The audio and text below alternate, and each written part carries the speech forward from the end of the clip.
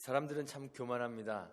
과거에는요, 자연에서 일어나는 일들에 대해서 과학적인 설명을 할 수가 없었어요. 그래서 설명이 안 되는 그러한 일들은 다 신의 섭리로 그렇게 여겼던 적이 있습니다. 세상에 존재하는 모든 것 뒤에는 다 그것을 다스리는 신이 있다고 생각하고, 그래서 그 신이 또는 신들이 세상을 움직이고 신들에 의해서 세상이 운영되고 있다, 이렇게 믿었었습니다. 그런데 과학과 기술이 발달하면서 과거에는 아주 신비롭게 보였던 그런 사건들이, 그런 자연현상들이 이제는 별로 신기하지 않아요. 신비롭지 않아요. 이성적으로 설명할 수 있게 되었습니다. 과학적으로 설명할 수 있게 되었습니다. 그래서 이제 사람들이 생각하기를 신이란 존재는 필요 없다, 이렇게 생각하게 되었죠. 그래서 근대에 와서, 이성이 발달하는 근대에 와서 이 물리적 세계와는 다른 영적인 세계는 사람들이 믿지를 않습니다. 존재하지 않는다고 그렇게 생각하게 되었습니다. 그래서 사람들이 전에는 그 신을 두려워하고 신의 사랑을 받는 것을 목표로 살아왔었는데, 이제는 사람들이 세계 안에 존재하는 것들, 물질적인 풍요나 또 성공이나 출세나 사회적 지위가 높아지는 것이나 이런 것들, 세계 안에 존재하는 것들만 삶의 목표로 삼고 그러고 살게 되었죠. 그러면서 이성에 대한, 우리의 그 이성에 대한 지나친 그 과신을 하게 되었습니다. 이성이 발달하면 사람이 선해질 수 있다, 이렇게 믿었고요. 또 행복이란 무엇이냐? 행복이란 이성의 완전한 실현이다. 이성이 자기의 그 능력을 완전히 발휘하게 되면 그러면 우리 가운데 행복이 온다, 이렇게 생각하게 되었었습니다. 그래서 문명이 발달하면 발달할수록 세계에는 행복한 세상이 만들어질 거라고 그렇게 사람들이 생각했죠. 지금도 많은 사람들이 그렇게 생각하고 있습니다. 그래서 과학이 발달하고 우리가 쌓아놓은 지식과 문명의 그 축적이 점점점 많아질수록 우리는 점점점 행복해질 거라는 그러한 막연한 환상 가운데 우리 사람들이 많이 살아갑니다. 사람들은 이 세계 밖에 존재하는 것들, 가령 신이나 절대자, 이런 것들을 부정합니다. 그러다 보니까 눈에 보이는 것들만 아주 중요하게 생각하죠. 그래서 하나님 신앙하는 사람들에게 세상에 있는 사람들은 늘 물어보죠. 하나님이 어디 있냐? 한번 보여봐라, 그렇게 요구합니다.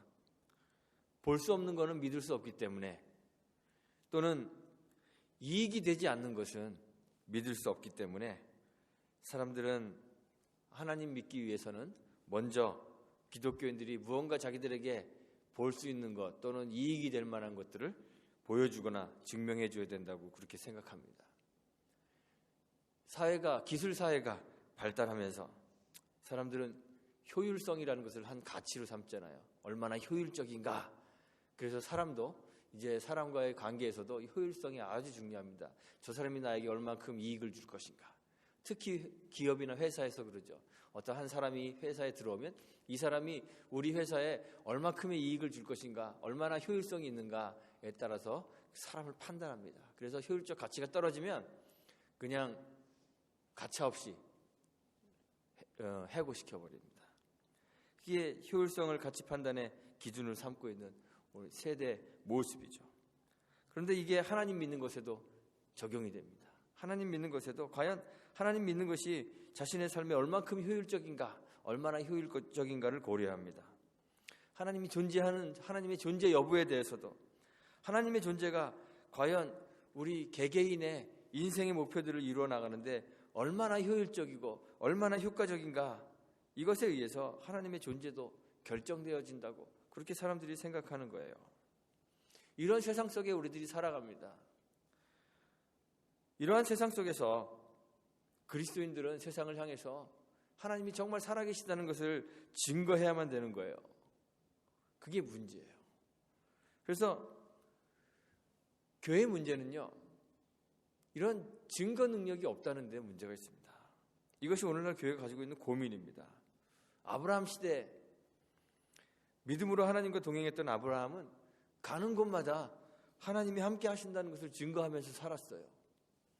모세도 그랬습니다. 모세와 그의 백성들이 애굽의 바로왕 앞에서 또는 40년 동안의 그 광야 생활에서 또는 가나안을 정복하는 동안 하나님이 그들과 어떻게 함께 하시는지 세상에 보여주었습니다.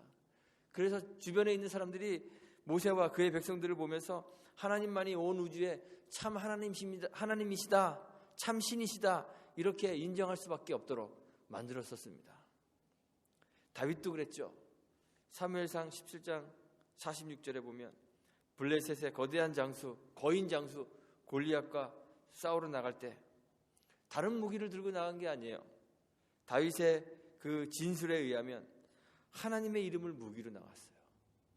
하나님의 이름을 무기로 가지고 나가서 싸워서 승리합니다. 그래서 다윗이 의도했던 대로 온 땅으로 이스라엘에 하나님이 계신 줄 알게 하였습니다. 엘리야도 그랬죠. 엘리야가 그냥 불장난 좋아해서 하늘에서 불 내려오라고 그런 게 아니에요. 열왕기상 18장 37절에 보면 주 여호와는 하나님이신 것을 알게 하기 위하여 하늘에서 불이 내려오기를 구했습니다. 하늘로부터 온 불이 온 제단을 다 태우고 제단 주변과 거기에 뿌려진 물들을 다 성경에 보니까 훑어버렸다 그랬어요. 그래서 주 여호와는 하나님이신 것을 나타낸 것이죠. 기적이 중요한 게 아니라 그 기적을 통해서 주 여호와께서 하나님이신 것을, 온 땅의 유일한 신이신 것을 나타내는 거예요. 다니엘서에 등장하는 사람들, 하나냐, 미사엘, 아사랴, 사드락과 메삭과 아벳느고죠. 뜨거운 풀무불의 위협 속에서도 하나님 외에는 다른 신에게 절하지 않았습니다. 풀무불 속에서 하나님과 같이 동행했어요. 그래서 그 당시 온 세계를 통치하고 있었던 느부갓네살 왕에게 하나님 밖에는 다른 신을 섬기지 않도록 만들었던 거예요. 다니엘은 사자굴 속에서 그는 사시는 하나님이시요 영원히 변치 않으실 자이시며 그 나라는 망하지 않을 것이요 그 권세는 무궁할 것임을 자기의 삶을 통해서 드러냈어요. 나타냈어요. 신약시대도 마찬가지입니다. 베드로와 요한은 무일푼의 빈털털이었지만 성전 미문에 있는 그 안전뱅이를 나사렛 예수 그리스도의 이름으로 치유하죠. 그래서 예수께서 하나님이심을, 예수께서 참 신이심을 증거하고 드러내었습니다. 그 외에도 수많은 신앙의 선배들이 고통과 죽음의 위협 앞에서 자기들의 신앙을 지킴으로써 하나님께서 살아계심을 증거했던 거예요. 기적이 중요한 것이 아닙니다. 그 상황 속에서 자기를 옥죄는, 자기를 넘어뜨리려고 하는 그 상황 속에서 자기의 신앙을 지키는 그 모습을 통해서 하나님을 증거하는 거예요. 오늘날 우리에게도 이렇게 기적적으로 하나님 존재를 증명하면 쉬울 것 같은데 기적이 잘 나타나지 않습니다. 오늘날의 교회에는 이러한 기적과 능력들이 쉽게 나타나지 않습니다. 나타나기가 쉽지 않습니다. 더군다나 우리 주변에서 일어나는 수많은 일들을 보면 하나님 존재 증명하는 게 더더욱 어려워집니다. 기억에 남는 사건이 있는데요. 2004년도 12월 26일 날 지구를 들썩인 남아시아의 그 지진, 해일 참사가 있었죠. 23만 명이 죽고요. 5만 명 이상이 실종되었습니다. 170만 명가량의 사람들이 난민이 되었어요. 사람들이 경악했습니다. 그리고 할 말을 다 잃어버렸습니다. 근데 TV 뉴스나 인터넷에 접속한 많은 사람들이 이 엄청난 사건 앞에서요, 신의 존재를 부정했습니다. 하나님이 살아계시다면 그런 신은 잔인한 신이다. 그렇게 사람들이 공개적으로 이야기했습니다. 아니면 신이란 존재는 원래부터 없는 것이다. 절망했습니다. 그런데 이런 일들이 그때 한 번만 일어나는 것이 아니고요. 우리 주변에서 비일비재하게 일어납니다. 빈번히 일어납니다. 이런 세상 속에서 어떻게 하나님의 살아계심을 증거할 수 있겠습니까? 우리는 과연 우리 주변에서 우리를 바라보고 있는 사람들, 하나님의 증거를 보여주길 바라며 우리를 쳐다보고 있는 사람들에게 어떻게 하나님이 분명히 살아계시며 하나님이 유일한 참 하나님이심을 증거하실 수 있겠습니까? 참 고민스러운데요. 이런 고민이 우리들에게만 있는 것이 아닙니다. 시편 14편을 기록한 이 시인도 이 같은 고민 속에 빠져 있습니다. 4절을 보면요, 죄악을 행하는 사람들이 하나님의 백성을 괴롭게 합니다. 그리고 여호와를 부르지 않습니다. 온갖 악행과 불법을, 폭력을 자행하면서 하나님을 인정하지 않는 거예요. 1절에 보니까 사람들은 선을 행하지 않고 부패하고 가증한 일을 하면서 하나님 없다고 주장한다는 거예요. 이런 사실을 시인은 2절과 3절에서 다시 하나님의 입장에서 기록하고 있습니다. 여호와께서 하늘에서 인생들을 굽어 살피십니다. 하나님을 찾는 자가 있는가 찾아보고 계십니다. 그런데 하나님이 보시니까 하나님께서 온 인생들을 굽어 살펴보신 결과 선을 행하는 자들이 하나도 없었고 함께 더러운 자가 되었다. 그렇게 기록하고 있습니다. 사람들은 이랬습니다. 죄를 짓는 것을 예사로 합니다. 공평을 행하지 않습니다. 불의로 자신의 이익을 챙기는 것 당연하게 생각합니다. 4절에 보니까 떡 먹듯이 내 백성을 먹는다. 이렇게 표현하고 있어요. 떡 먹듯이 내 백성을 먹는다. 연약한 사람들을 억울하게 하고 그들의 것을 강탈하고 자신의 힘을 사용하여 약한 사람들을 억울하게 만드는 것, 이런 일이 떡 먹듯이 비일비재하게 삶 속에서 일어나고 있다는 거예요. 온갖 악행들이 난무해서 서로 속고 속이는 그런 사회가 치안 부재의 사회가 되어버렸다는 거죠. 힘으로 약자들 억압하고 자기의 권력으로 자신의 이권을 챙기고 이런 비정상적인 사회가 지금 시인의 시대에 그렇게 되어 있다는 거예요. 정직하면 비웃음 당해요. 그래서 모든 사람들이 모든 사람을 속이는 그런 사회가 되어버렸습니다. 다 사악하기 때문에 내가 다른 사람들보다 더 사악하지 않으면 잘 살 수가 없는 사회가 되었는데 사람들은 그렇게 살면서도 그것이 사악하다고 생각하지 않는 거예요. 이것을 단지 세상의 지혜로 인정하는 거예요. 이건 지혜다. 이런 자들은 사회적 강자고 세상에서 지혜로운 사람들입니다. 그래서 대부분의 세상의 사람들이요, 다 이런 사람 되고 싶어 하잖아요. 불법을 행하면 행할수록 그 불법에 따라 형벌을 당하며 불이익을 당하는 것이 아니라 오히려 더 형통하는 사회, 그런 사악한 사회 분위기 속에서 사람들이 어떻게 하나님 살아계신 증거를 찾을 수 있겠어요? 그래서 사람들은 하나님 없다고 말하기에 이르렀다. 그렇게 기록하고 있어요. 하나님은 없고 인간적 지혜가 더 소중한 세상 속에 이 시인이 살고 있는 거죠. 오늘날 우리가 살고 있는 사회가 그렇잖아요. 꼭 그렇습니다. 도둑의 소굴이 되었습니다. 사회 구석구석마다 공무원도, 대학 교수도, 법관도, 정치인도, 종교 지도자도 다 불의로 자신의 이익을 챙기는 것을 가볍게 여깁니다. 온갖 편법이 난무해서 순서를 지키고 서 있으면 멍청한 사람이 되는 거죠. 순리대로 일하는 사람들을 억울하게 합니다. 저울을 속입니다. 공평하지 못한 저울추를 사용합니다. 약탈과 강포가 행행합니다. 그저 쥐꼬리만한 권력이라도 있으면 그것으로 자신의 배를 채우기에 급급합니다. 잘 사는 사람이 더 잘 살게 되는 것 자연스럽고, 못 사는 사람은 자기의 조그마한 권리로 찾기 힘든 그런 세상 속에 우리들이 살아가고 있어요.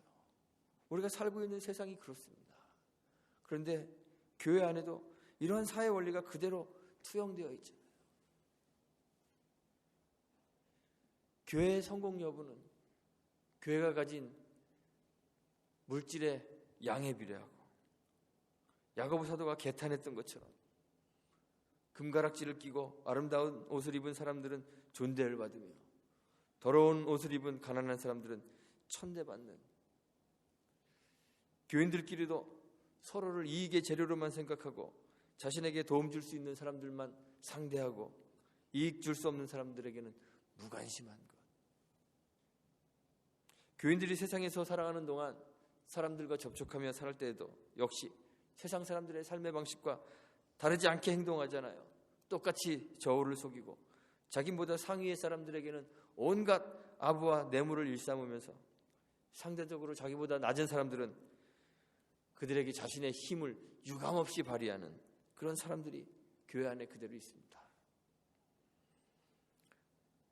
교회를 짓기 위해 토지 사용하거나 허가나 건축 허가를 얻기 위해 교회가 편법으로 어떻게 했다, 이런 얘기 너무 많이 들어와서 이상하지도 않습니다. 흔한 이야기가 되었습니다. 이런 시대에 의인을 찾을 수 있겠습니까? 하나님이 오늘날 시대, 우리 시대를 바라보시며 굽어 살피시며 인생을 살피실 때 하나님이 의인을 찾을 수 있겠습니까? 바울 사도가 이 본문을 인용하여서 로마서 3장에서 이야기하죠. 의인은 없나니? 하나도 없으며 깨닫는 자도 없고 하나님을 찾는 자도 없고 다 치우쳐 한 가지로 무익하게 되고 선을 행하는 자는 없나니 하나도 없다고 했습니다. 오늘날의 사람들도 하나님이 계시는가? 라는 이 질문에 스스로 답을 내리기에 이르렀죠. 답은 없다입니다. 교회는 선교를 지상 목표로 하고 존재하는데 그럼에도 불구하고 스스로의 모습 속에서 하나님은 없다는 것을 증명하는 도구로 전락해버리고 마른 거예요.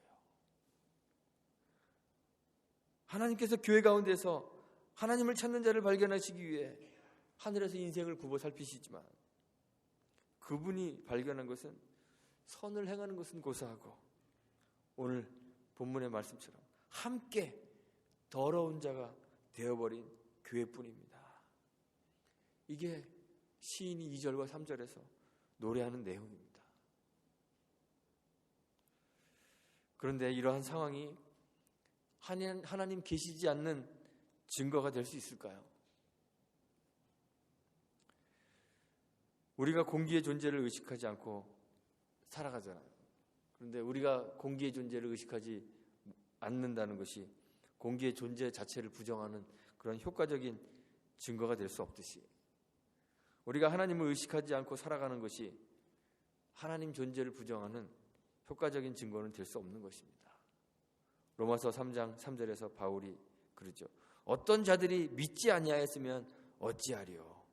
그 믿지 아니함이 하나님의 믿으심을 패하겠느뇨? 바울이 이렇게 묻습니다. 우리가 믿지 않는 것이 하나님의 믿으심, 하나님의 존재와 그의 신실하심을 부정하는 것이 되겠느냐? 이런 말입니다. 그럴 수 없다고 부릅니다. 사람은 다 거짓되지만 오직 하나님은 참되시다. 이렇게만 얘기하라고 바울이 이야기했습니다. 그래서 오늘 시인도 시편 14편 1절에서 하나님이 없다고 생각하는 사람들을 일컬어서 뭐라고 부르죠? 어리석은 자라고 표현하고 있습니다. 세상에서는 자신의 지혜로 다른 사람들과의 경쟁에서 승리하여만 살아남죠. 더 높은 곳으로 올라가기 위해 지혜를 사용하여서 다른 사람들을 밟고 위로 올라가야 하지만 그래서 어쩔 수 없이 세상 속에서는 약한 자, 가난한 자들이 불이익을 당할 수밖에 없고 때로는 가지고 있는 것도 빼앗겨야 되고 또 저울에 속아야 되고 강자만이 살아남는 비정한 사회가 된다고 하더라도 세상에서 지혜로운 자들이 큰 소리치는 그리고 득세하는 그런 세상이 되어도 세상이 그렇게 되어버렸다 하더라도 이러한 정황들이 이러한 세상이 하나님 존재를 부인하는 증거는 될 수 없다는 거예요. 그래서 시인은 이렇게 세상에서는 지혜로운 사람들인데 그런 사람들을 향해서 어리석은 자라고 부르는 거예요. 어리석은 자. 오히려 이 시인은 이러한 상황 속에서 이스라엘의 구원이 여호와께로부터 올 것을 기대하고 확신하며 그분을 찬송합니다. 이러한 신앙인의 모습을 우리는 다른 시편들에서도 볼 수 있어요. 우리가 전에 봤던 시편 10편의 시인, 여호와여 어찌하여 멀리 서시며 어찌하여 환난 때 숨으시나이까. 얼굴을 보여주지 않으시는 하나님, 신실한 자를 돕지 않으시는 그 하나님 때문에 마음이 아파서 부르짖습니다. 어찌하여 멀리 서시며 어찌하여 환난 때 숨으십니까? 그러면서 세상 사람들이 저희 마음에 이르기를 하나님이 잊으셨고 그 얼굴을 가리우셨으니 영원히 보지 아니하시리라, 이렇게 하나님을 부인하는 사람들 가운데 있어요.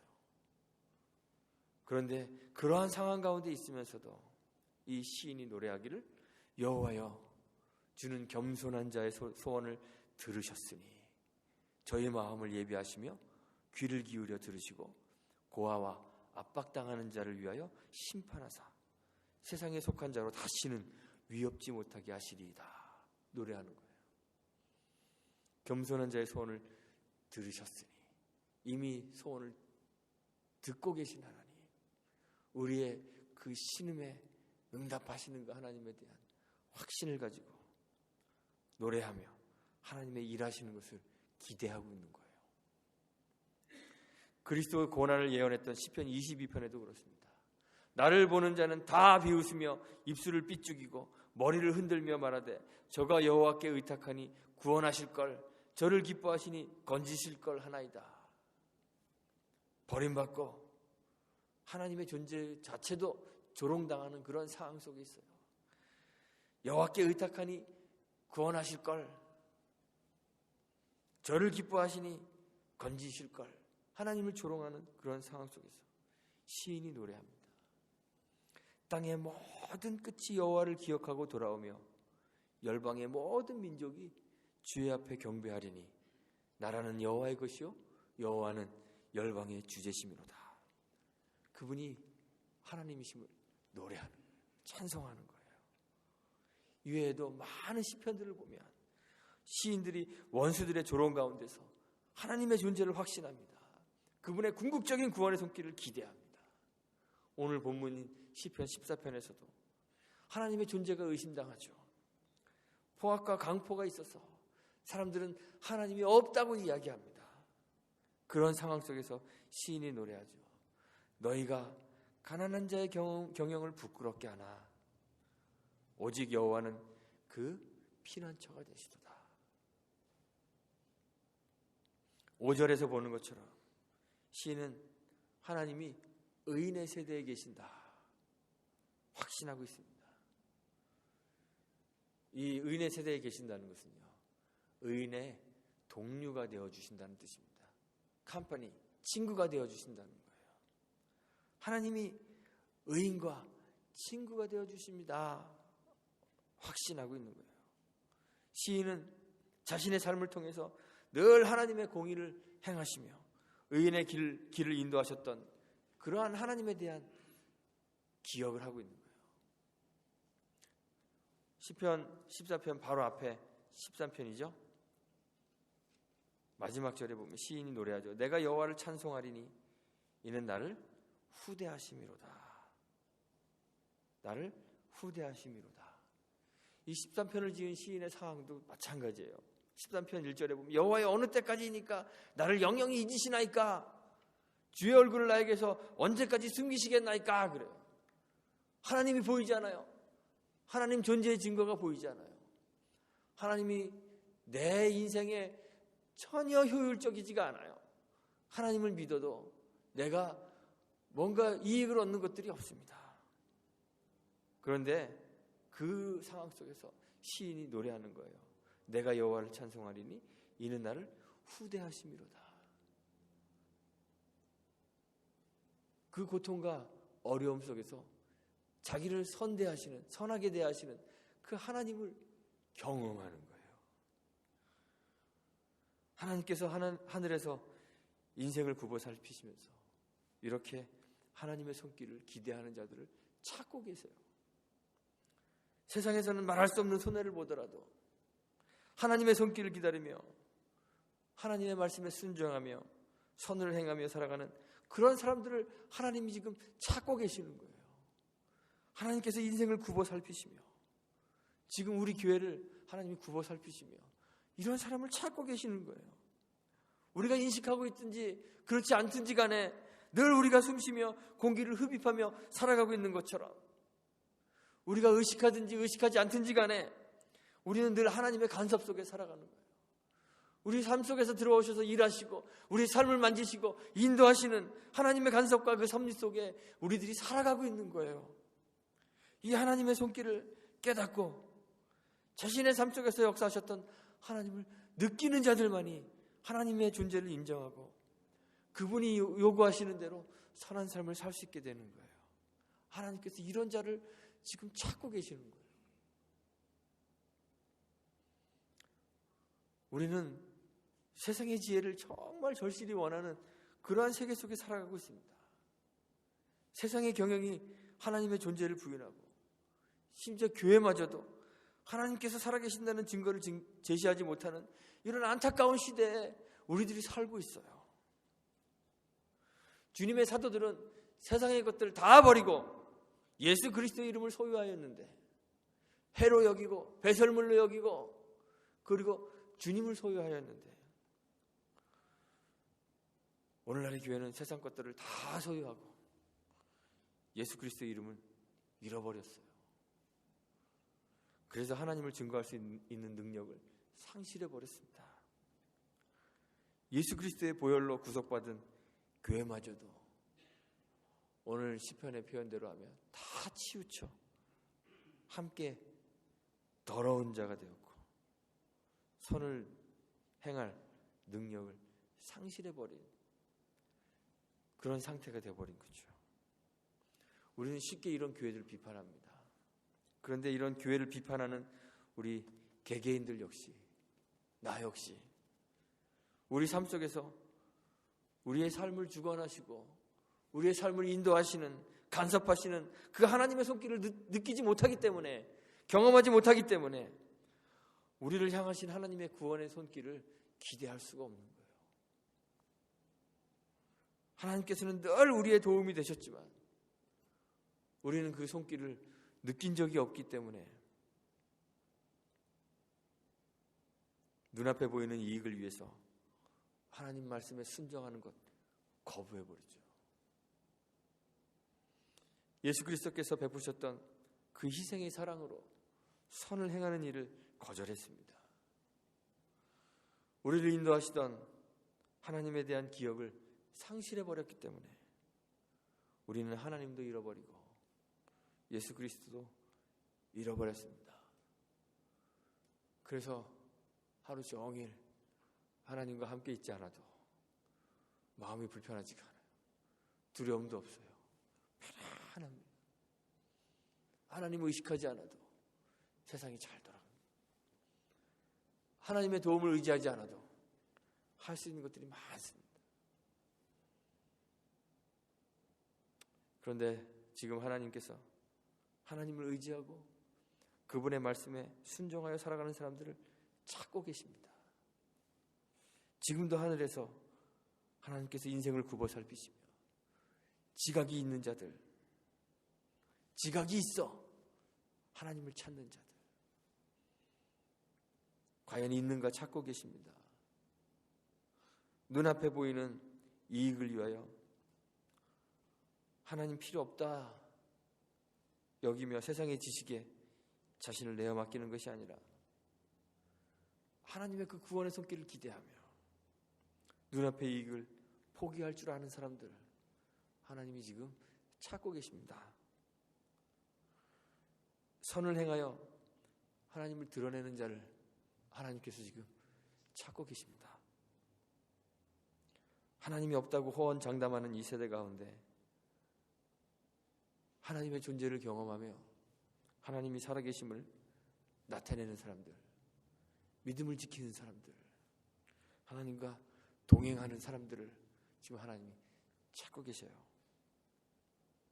이같이 너희 빛을 사람 앞에 비추게 하여 저희로 너희 착한 행실을 보고 하늘에 계신 너희의 아버지께 영광을 돌리게 하라.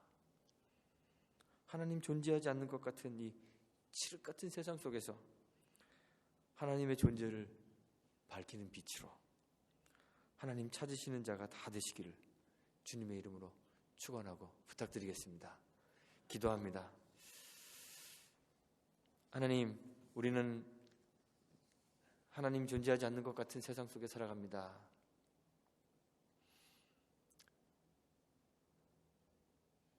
세상에 지혜 있는 자들이 득세하며 선하고 하나님의 말씀대로 살려고 하는 자들이 손해보는 세상 속에 저희들이 살아갑니다. 우리도 세상 속에 살기 위해서, 세상에서 남부럽지 않은 삶을 살기 위해서 하나님 잠시 뒤로 모셔놓고 우리는 세상의 지혜와 세상의 법칙대로 살고 있지 않은지 우리 자신을 돌아보도록 은혜 베풀어 주옵소서. 이 하나님 부정하는 세대에 하나님의 존재를 증거하는 믿음을 지키는 사람들 되게 하시고, 우리가 하나님과 동행하고 삶에서 하나님을 늘 경험함으로 하나님 찾으시는 세상의 빛으로 그리스도를 드러내는 그런 주의 백성으로 살 수 있도록 은혜 베풀어 주시기를 간절히 원합니다. 하나님과 교제하지 않아도 불편함 없는 삶을 사는 것이 아니라 단 한시라도 하나님과 떨어지면 견딜 수 없는 그런 믿음의 사람들로 주님 우리를 바꾸어 주옵소서. 그래서 우리 주치솔교회 모든 신앙인들이 늘 하나님과 동행하고 하나님과 함께 거하는 믿음의 사람들 되도록 은총 베풀어 주옵소서. 예수님의 이름으로 기도합니다. 아멘.